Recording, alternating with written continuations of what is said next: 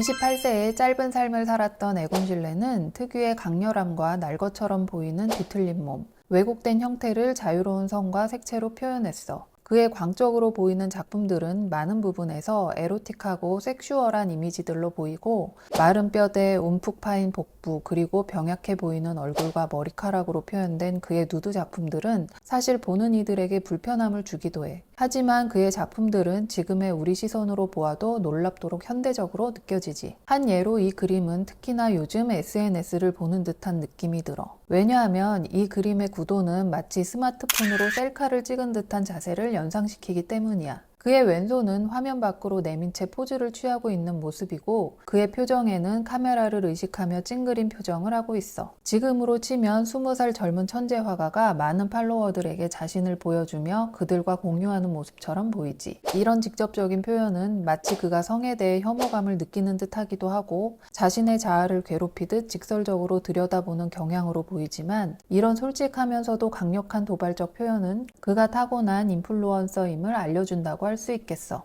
반면에 그의 그림들이 현대적으로 느껴지기는 해도 평론가들은 그의 그림 속의 역사적 종교적 이미지를 깊이 녹여냈다고 말해. 공작새 조끼를 입은 자화상을 보면 자신의 머리 주위에 후광을 둘러 그려 넣어 르네상스 종교화에서 흔히 등장하는 성인의 후광을 연상시키고 이를 신성한 빛처럼 그렸는데, 이것은 그림 속에 자신을 아주 특별한 존재처럼 보이게 하고 종교적 신성함보다는 초월적인 존재로서 자아를 강조하는 요소로 사용한 것으로 보여져. 그리고 이 자화상에서 손으로 V자 모양을 한 듯한 제스처가 그의 그림에서 처음 드러나는데, 이것은 비잔틴 벽화에 등장하는 그리스도 판토크라토르의 손을 연상시키지. 이는 세상의 구원을 가져오는 통치자의 제스처를 모방한 것으로 예술이 구원을 가져올 수 있다는 메시지를 전달한 거야. 그리고 이 그림을 그릴 당시 실레는 극도로 가난했었는데, 그림 속 우아한 의상을 입고 있는 자신의 모습을 그려 이것은 현실을 묘사한 것이 아니고 공작 조끼와 셔츠 카라를 입고 있는 실레의 상상 속 귀족의 모습을 연상하며 예술을 통한 자신의 구원 또한 표현한 것이라고 할 수 있겠어. 에곤 실레는 자신을 주제로 한 그림을 많이 그렸는데, 성적 욕망, 불안, 죽음에 대한 두려움 등의 복합적 감정을 기괴하거나 왜곡된 형태의 자화상을 통해 표현한 거야. 사실 우리 눈에 보이는 인물들은 혐오감을 불러일으킬 만큼 뒤틀려 있고, 작품 속 누드는 노골적이고 불편할 정도로 적나라해. 인물들의 기괴함과 노골적인 벌거벗음이 주는 불쾌함을 어떻게 해석해야 할까?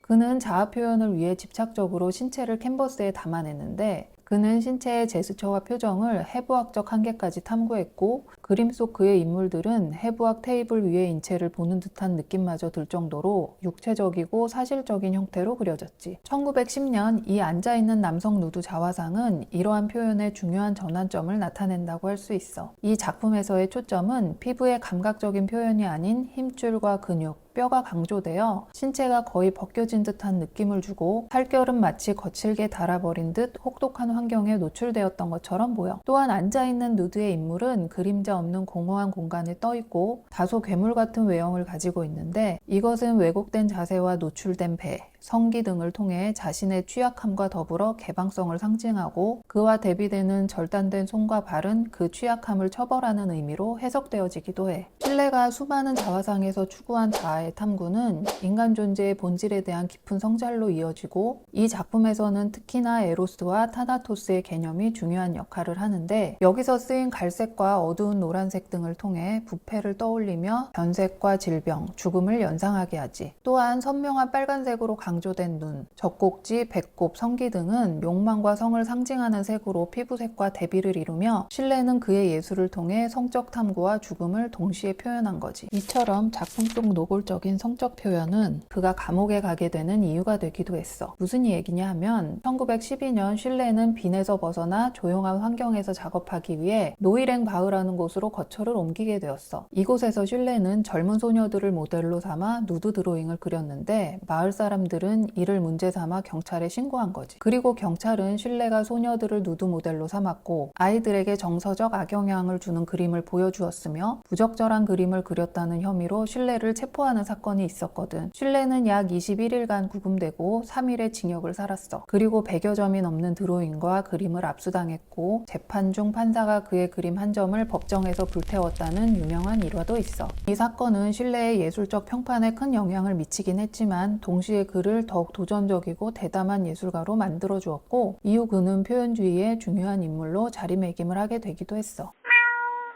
슐레는 선을 능숙하고 빠르며 유연하게 사용하여 인간 형태의 미세한 뉘앙스를 잘 포착한 화가였어. 여기 왈리의 초상에서는 이런 특징을 잘 볼 수 있는데 주인공 그녀는 부드러운 갈색 머리카락과 크고 파란 눈으로 다정하게 관객을 바라보고 있고 단순한 배경과 함께 얼굴의 윤곽선은 날카롭게 강조되어 얼굴로 집중하도록 유도하고 있어. 이 그림은 보통 에곤 슐레의 자화상과 비교되어지는데 이 두 개의 그림은 비슷한 듯 하지만 내면을 표현하는 데 있어서 미묘한 차이점이 있어. 이 그림의 주인공 왈리는 슐레의 연인이자 뮤즈였는데 슐레는 연인으로서의 그녀를 부드러운 색조로 표현하여 감정적 유대감을 강조하였다면 슐레의 자화상은 차가운 색감과 암울한 분위기가 강조되어 특유의 병약함과 내면적 고통을 반영했는데 붉은색 눈은 성적인 요소를, 피부의 파란색은 감정적으로 강렬하면서도 불안정한 느낌을 만들고 있지. 또한 왈리의 초상에서는 정면을 응시하며 비교적 안정적인 자세를 취하고 있지만 슐레의 자화상에서의 구도는 머리와 가슴이 잘려있는 형태로 그려졌고 그의 독특한 시선 처리와 색은 그림에 긴장감을 주고 있어. 이 자화상이 특별한 이유는 그의 다른 자화상들에 비해 왜곡 또는 이상화된 모습이 아닌 실제 모습을 그대로 담고 있다는 점이고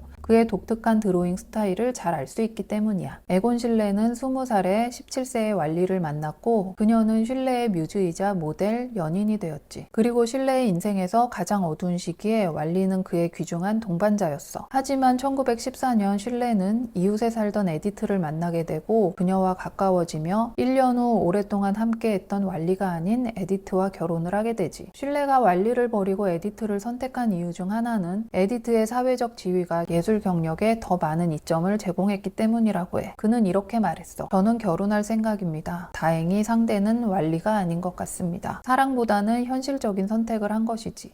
그리고 정작 왈리한테는 자기가 결혼한 후에도 연인 관계를 유지할 수 있다고 했고 에디트 없이 함께 매년 휴가를 떠날 수도 있다라는 말을 왈리의 면전에서 했다고 해. 결과는 당연히 왈리와의 결별이었지. 그리고 슐레는 왈리와 관련된 그림을 그렸어. 죽음과 소녀라는 이 작품은 에디트와 결혼하게 되며 왈리와의 결별을 그린 작품이야. 어두운 옷을 입고 딱딱하게 굳은 표정을 하고 있는 남자는 여성을 붙잡고 있지만 그녀는 그 남자의 품에서 벗어나려는 듯한 동작을 취하고 남성은 이별을 받아들이면서도 여전히 감정을 갖고 있는 모습으로 그려졌어. 왈리로 보이는 여성은 수척하고 허름에 너덜해진 옷을 입고 있고 검은 옷의 남성은 죽음을 상징하는 듯 무거운 옷에 갇혀있는 것처럼 보이지. 이 작품은 단순한 연인의 초상화가 아니라 슐레가 왈리와 결별하면서 느낀 슬픔과 죄책감 그리고 필연적인 운명을 표현한 작품으로 볼 수 있고 왈리와의 이별을 진정한 사랑의 죽음으로 표현한 거지. 그리고 또 다른 해석이 있는데 당시 슐레는 제1차 세계대전 징집을 앞두고 있었고 이를 두고 죽음에 대한 직면, 전쟁의 공포와 삶과 사랑의 의미를 담고 있다고도 해석되어져. 왈리와는 달리 에디트는 누드 포즈를 취하는 것을 매우 불편해했고 그래서 슐레는 그녀를 옷을 입은 채로 묘사했어. 이 초상화에서 슐레는 에디트를 정면을 향해 서 있는 모습으로 묘사하며 그녀 옷의 줄무늬 드레스를 선명한 색상으로 강조했지. 이를 통해 슐레의 이전 누드 작품들과는 다르게 보다 전통적이고 사회적 규범을 따르는 묘사 방식을 취했음을 알 수 있고 슐레는 아내에게 어울리는 초상을 그리려 노력했으며 그 과정에서 그림의 분위기나 표현 방식도 변했다고 할 수 있지. 에곤 슐레는 1890년 오스트리아 툴른에서 태어났어. 그의 아버지 아돌프 슐레는 툴른역 역장이었고 에곤 슐레는 3명의 자매 엘비라, 멜라니, 게르트루드가 있었지. 엘비라는 어린 시절에 세상을 떠났으며 사망 원인은 아버지에게서 유전된 선천성 매독이었어. 후에 슐레 그림의 주요 주제가 되는 성과 죽음에 대한 2가지 사건이 일어나는데 그중 첫 번째는 그의 어린 시절 여동생 게르트루드와의 강렬하고 때로는 근친적인 관계를 아이를 가졌다고 전해지는 사건과 두 번째는 그의 아버지 아돌프 실레는 그가 14살일 때 매독으로 사망하게 되는데 이런 아버지의 죽음은 성과 죽음의 개념이 연결되어 실레의 마음에 자리 잡게 되었던 거지. 에곤 실레가 중등학교에 다닐 때 수줍고 내성적이었으며 학교에서는 운동과 그림을 제외하고는 성적이 좋지 않았다고 해. 이 그림은 실레가 15살에 그린 그림으로 미술을 배우기 전의 그림이야.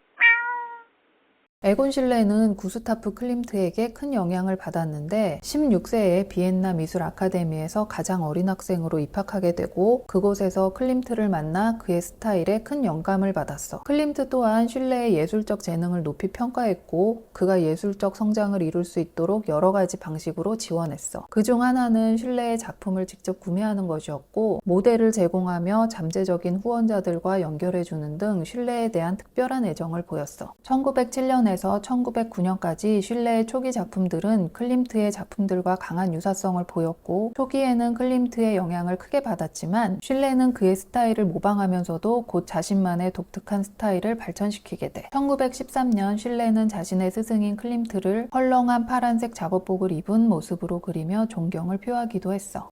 1918년 가을 스페인 독감은 전 세계적으로 수백만 명의 생명을 앗아갔고 실레가 살던 빈까지 번지게 되었어. 실레와 아내 에디트도 스페인 독감에 감염되었어. 당시 아내 에디트는 임신 6개월째였으나 10월 28일 이 독감으로 사망하게 되고 에곤 실레 또한 증상이 악화되어 아내가 죽은 지 3일 후인 1918년 10월 31일에 세상을 떠나게 돼. 두 사람의 죽음 사이에 3일 동안 실레는 에디트를 그린 몇 개의 스케치와 그가 마지막까지 그린 작품은 가족이라는 그림으로 알려져 있어. 이 그림은 따뜻하면서도 불안한 분위기 속에서 세 인물이 서로 감싸고 있는 모습으로 그려졌고 그림 속 인물은 자신과 그의 아내 에디트 그리고 태어나지 못한 아이를 그린 것으로 해석되어져. 에곤 실레는 매우 이른 나이에 그만의 독특한 스타일을 찾았어. 또한 인간의 몸에 대한 그의 집중은 현대 미술가들이 몸을 독립적인 표현의 도구로 분석할 수 있는 길을 열었다고 할 수 있지. 자신의 몸이 지닌 기이함을 거리낌 없이 즐기고 표현하는 것만큼 자신을 화려하게 드러내는 것은 없다라는 것을 실레는 잘 알고 있었고 이를 성과 죽음이라는 두 가지 주제를 중심으로 멋지게 표현한 천재 화가라고 할 수 있겠어.